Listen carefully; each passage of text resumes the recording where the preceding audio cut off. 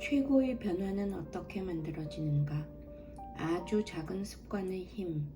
제임스 클리어 지음, 이한이 옮김.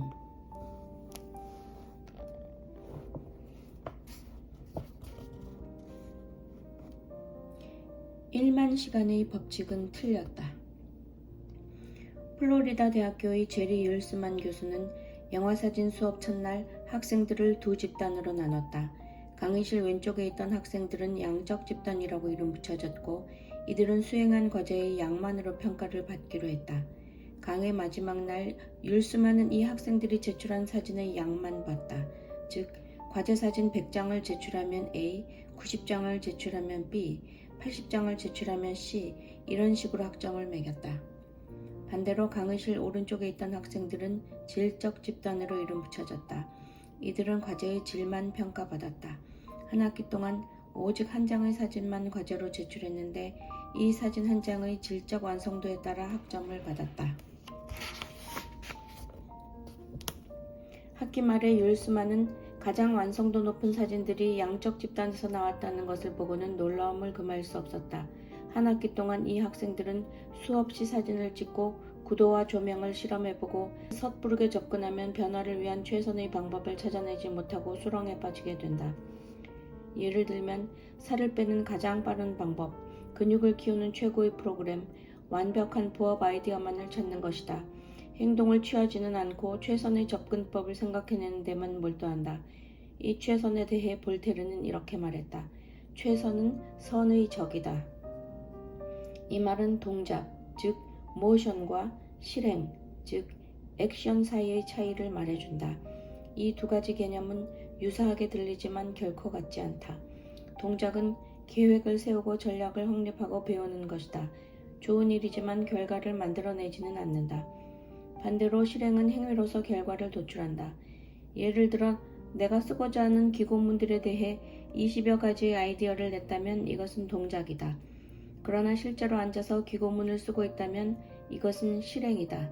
더 나은 다이어트 계획을 검색하거나 그 주제에 대해 책을 몇 권 읽는 것은 동작이다. 하지만 건강한 음식을 실제로 먹는다면 이것은 실행이다. 동작은 유용하지만 결코 그 자체로 결과를 만들어내지는 않는다. 개인 트레이너에게 몇 번 문의를 하느냐는 중요하지 않다. 동작은 몸매를 만들어주지 않는다. 오직 운동을 하는 실행만이 결과를 얻을 수 있다. 동작이 결과로 이어지지 않는다면 왜 우리는 그렇게 행동할까? 실제로 계획이 필요하거나 더 많이 배워야 하기 때문에 동작이 필요할 때도 있다. 하지만 우리는 종종 실패할 위험 없이 그 과정을 겪는 듯한 기분을 느낄 수 있기 때문에 움직이기만 한다. 우리 대부분은 비판을 피하는 데 선수들이다. 실패하거나 사람들의 평가를 받는 건 기분 좋은 일은 아니므로 그런 일이 발생할 상황을 피하는 것이다.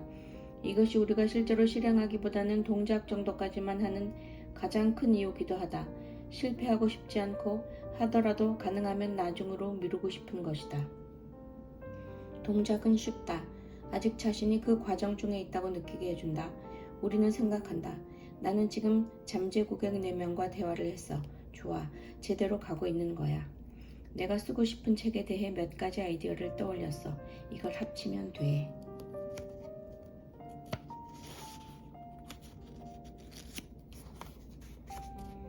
동작은 뭔가를 했다는 느낌을 준다. 하지만 실제로는 뭔가를 하는 준비를 한 것뿐이다. 준비가 미루기의 또 다른 형태가 되어서는 안 된다. 무엇이든 실제로 변화하는 게 중요하다. 우리는 한낱 준비만 하는 것만을 바라지 않는다. 연습을 바란다. 어떤 습관에 통달하려면 가장 중요한 건 반복이다. 완성하는 것이 아니다. 새로 익혀야 할 습관의 면면을 그려볼 필요는 없다. 그것을 연습하기만 하면 된다. 여기서 세 번째 법칙이 도출된다. 그저 반복하라. 그러면 된다. 많이 해야 할까? 오래 해야 할까? 습관은 반복된 행동을 통해 점차적으로 자동화되면서 만들어진다.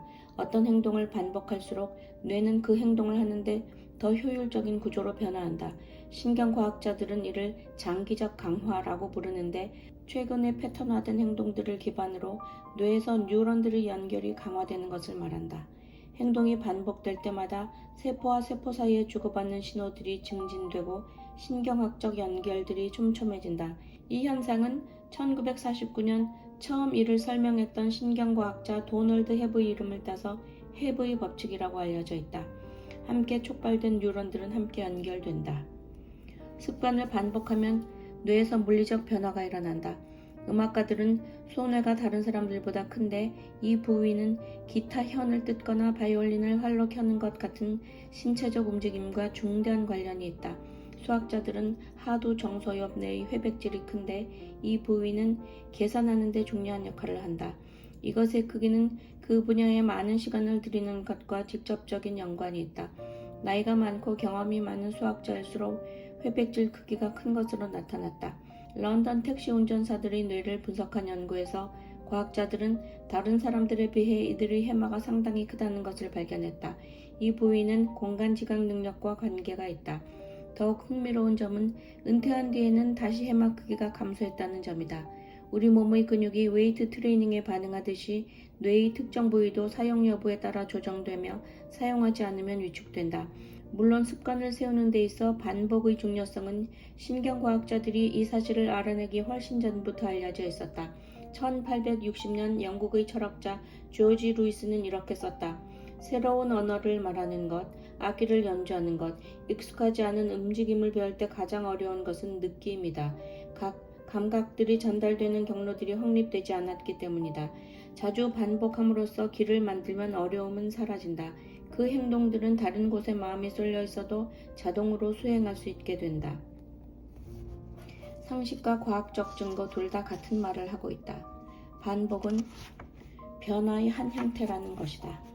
어떤 행동을 반복하는 순간마다 우리는 그 습관과 연관된 특정한 신경학적 회로를 활성화한다.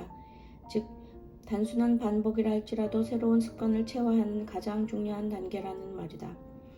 엄청난 양의 사진을 찍은 학생들은 기술이 늘고 완벽한 사진을 만들어내는 데만 몰두한 학생들은 기술이 늘지 못한 이유도 이 때문이다. 한쪽은 실제로 연습을 했고 다른 쪽은 수동적으로 배우기만 했다. 한쪽은 실행했고 한쪽은 동작만 있었다. 모든 습관은 노력이 필요한 연습에서 자동적인 행위로 넘어가는 유사한 궤적을 그리는데 이 과정을 자동화라고 한다. 자동화는 각 단계를 떠올리지 않고도 행동을 수행하는 능력으로 행동이 무의식에 새겨질 때 일어난다. 위 그림은 매일 10분씩 걷기라는 실제 습관에 관한 자동화 수준을 추적한 연구 결과를 보여준다.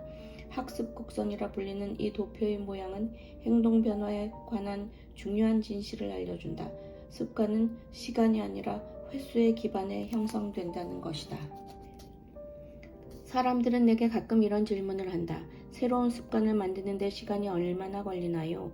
하지만 진짜로 물어야 할 질문은 이것이다. 새로운 습관을 만들려면 몇 번이나 그 행동을 해야 할까요? 즉, 습관이 자동화되려면 얼마나 오래 하느냐가 아니라 얼마나 자주 반복하느냐가 중요하다. 습관 형성에서 시간은 어떤 효력도 없다. 21일이냐 30일이냐 300일이냐는 중요하지 않다. 중요한 것은 행동을 수행하는 비율이다. 어떤 행동을 사흘에 2번 하는 것과 200번 하는 것은 엄청나게 다른 결과를 초래한다. 차이를 만들어내는 것은 횟수다. 우리 현재 습관은 수백 수천 번 반복하는 과정에서 내재화된 것이다. 새로운 습관 역시 그만큼의 반복이 필요하다. 행동이 정신 속에 완전히 내장되고 습관 한계선을 넘어설 때까지 성공적인 시도들을 충분히 엮어내야 한다. 따라서 습관을 자동화하기 위해 얼마나 많은 시간을 들였느냐는 중요하지 않다. 그 과정이 이루어지는 데 필요한 만큼 그 행동을 취했느냐가 중요하다. 습관을 만들려면 연습이 필요하다. 연습을 실행하는 가장 효율적인 방식은 세 번째 행동 변화 법칙과 관련이 있다. 쉽게 만들어라. 이제부터는 이 법칙을 정확히 어떻게 적용하는지 살펴보자.